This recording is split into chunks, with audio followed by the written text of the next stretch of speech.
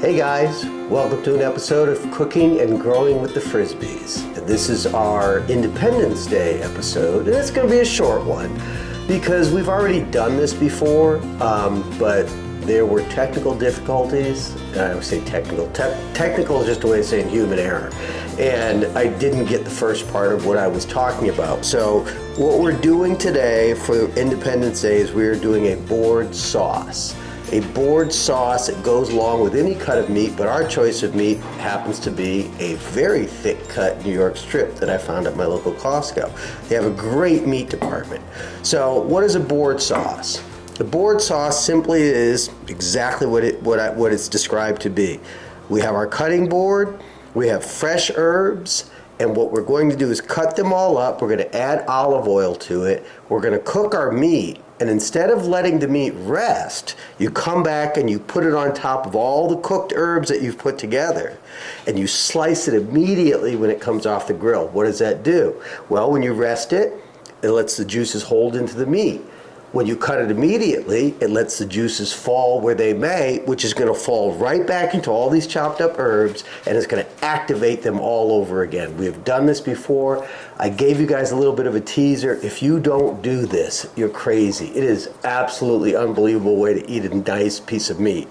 So what do we have here? Well, we've got some chopped up garlic. We've got thyme. Everything else but this garlic is coming from Little Acorn Farm. So we've got some thyme.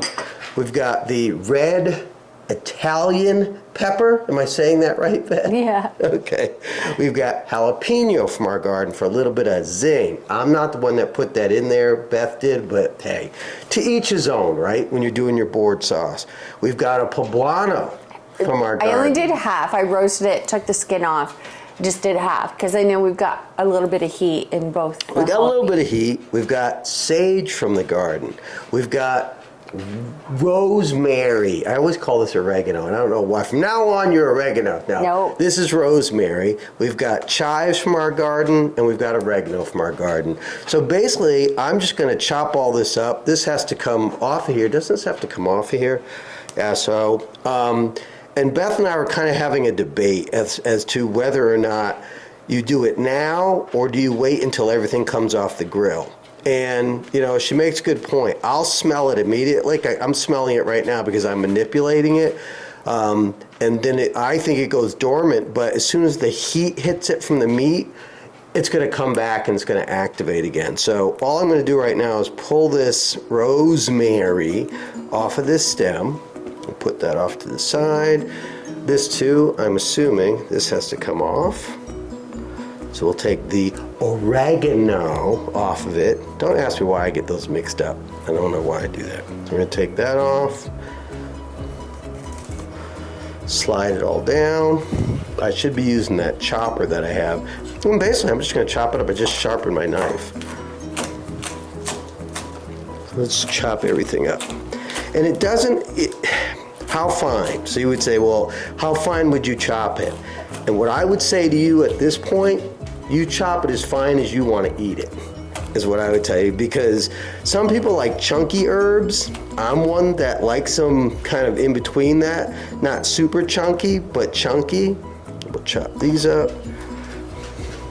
I might come back and make this a little bit finer, obviously. But I'm just trying to get them all in the middle here. I don't know if you guys have noticed my knife techniques have gotten better over the years. That little clipping around here is Bella. Poor little thing. She's doing well, but the prednisone has her thinking that she's starving half the time, and she's not. So now that I've got these kind of chopped like this, I'm going to move in here and be a little bit more aggressive. Because again, the meat is going to end up on top of this, right? And then I'm going to mix it all in, so when it's served, all the herbs in whatever form you've cut them in is going to be on your plate like that. So I'm just going to chop this all up. Oh my God, that smells so good as it is. The color is very pretty.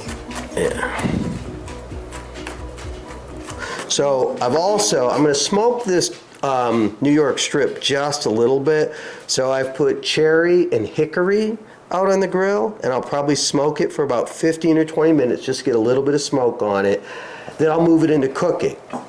Because I'm pulling it and bringing it in here, I'll probably do more of a medium rare on it. So I'll pull it at 115. You guys have seen us do this. I'll pull it at 115, and I'll reverse sear it. 1 minute, 1 minute. We'll get the temperature up to about 126. We'll pull it, knowing that it's going to rise another 10 degrees once it's resting. 135 is medium, medium rare. It's perfect for me and Beth because she gets the outside piece, which is going to be medium, and I get the inside piece, which is medium rare, and that's why I like it. So I can go ahead.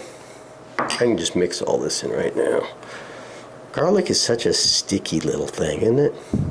Especially fresh garlic. Fresh garlic is sticky. We like everything fresh. Again, like I said, everything but the garlic came out of Little Acorn Farm. So this is going to sit here and it's going to wait for me. Just going to mix this all in. I'm going to set it on the board just like this. I'm going to leave it here. I think that's cut up fine enough. Once that meat is done, what you're going to see is this is going to come back and this is going to sit right on top of here. I will slice it up. I'll let the juices come in. I will put olive oil. I don't know which olive oil we'll use. We have a garlic flavored. We have a regular flavored extra virgin olive oil. And you'll really douse it. Like it's a generous helping that you're going to put on top of this. And it's just going to be super delicious. One of the other things, Beth has made some gochujang. And these are the long beans that we cut up that came out of Little Acorn Farm too. These are just, oh my God. Tremendous on their own, right? So that's what we've got going on here, guys. I've got to pull out my trusty meter. I'll insert that into the meat. I'm going to get the gravity feed, like 560, Masterbuilt 560 gravity feed charcoal grill. You guys have got to come up with something for that. It's too much of a mouthful. I'm going to get that started. And we're going to come back. I'm not going to make you watch all this because you guys have seen plenty of episodes where we've cooked our meat with reverse sear and smoke. I'll come back and I'll show you the board sauce. That'll be the 4th of July treat. Guys, you're going to have to try this. I'll see you in a few. Hey guys, welcome back. So, the New York strip has come off the grill. It's at 126 degrees. We reverse seared it. You've seen me do it 1,000 times. But this is the important part of it. So now, you don't let it rest that 5 minutes. So we're going to pour a little olive oil. Pour a little olive oil in there. We'll mix it up. We spread it all out. Now, I'm going to need a glove for this because safety first. It is hot, hot, hot. And again, let me just explain to you what I'm doing. I am taking this like this right now because I want the juices not to sit inside the meat. I want them to come down inside of all of those herbs and activate that.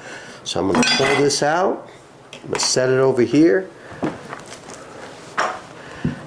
Watch this. I'm going to slice it. Let's start slicing.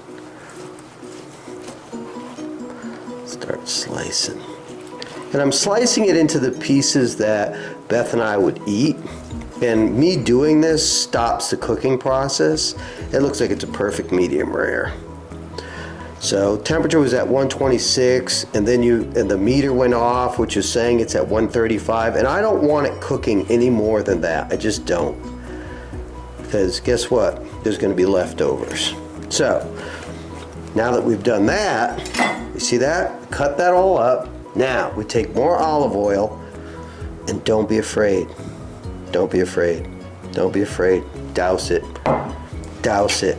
And now the board salad or sauce. I would say salad, sauce. All you're doing is mix it the way you want to do it. This is the way I'm doing it. Look at that. Look at all, oh, if you guys could smell this, like it has reactivated all these fresh ingredients from Little Acorn Farm. All the thyme, the oregano, the jalapenos. I can smell all of this. And I'm mixing it up enough so that every bite of steak that Beth and I get has some of this board sauce on it. Like, look at this. So how does this all taste? Well, I'm gonna take a taste. I'm gonna get, look at this, I'm gonna be selfish. I'm gonna take one that has a lot of this on it. Don't take too big a piece, because let's not choke. Nobody, the rule is in this house, nobody goes to the hospital on holidays. You deal with it. Let's see. Man, I'm gonna tell you what. If you don't do this, I don't know what else I can convince you to do. And I feel a little bit dribbling down my cheek, but that's okay too. Guys, this is wonderful. Ladies and gentlemen, that's a board sauce. Do it. You won't regret it. It's short, it's sweet. We wanted to make sure that we redid this one so you guys understood what it was about. Happy Independence Day. Subscribe, please subscribe, and enjoy everything that you do. Thank you guys for watching. We'll see you next time.